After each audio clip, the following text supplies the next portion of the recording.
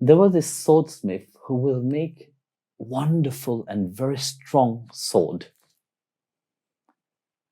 And he was so well known around that people give him great respect for his skill. And wherever he will go, people will praise him. People will tell him how wonderful is your workmanship. So there was a king, and that king wanted to have a sword made in a very wonderful, he had the idea to make the best of all the sword that ever exists.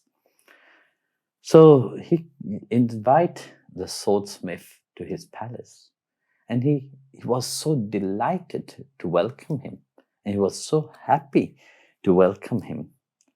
But he said to the swordsmith, I will give you lots of gold, whatever you want, just name it, I will pay you.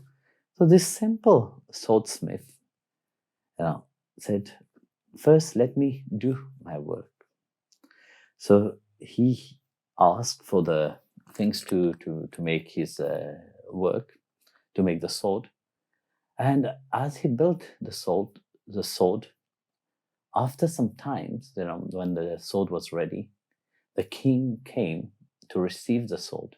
And looking at that workmanship itself, he was so impressed, because this was unique in the whole world. And there is none who can make a second one like this. And the king started to praise the master who have teach the swordsmanship, and they start praising, said, oh, you must have a great master. Please tell me. Then the swordsmanship said, the swordsmith said, no, I learn it by my own skill. You see, my father was a swordsmith, and I put in my mind that when I was small, that will be also my work. And I will give the best, I will give me fully into that, the skill of making sword. And so that was, that's how I learned. I learned through books, through others, swordsmith, and through their knowledge, And whenever I will read a book, I will always go to the point where there is the word sword being mentioned.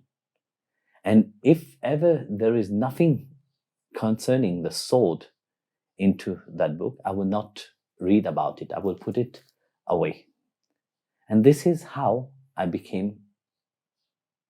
get to know, I have that knowledge about sword in itself. And this is how I learned to be a swordsmith. So you see in the story, the end part of it is to remind you that if you want to get better, you must know about your path itself. When you know about what your acharya teach you, of course, then you can share it. And if ever you come into confrontation of that, then you know how to not defend yourself, what to answer to the people.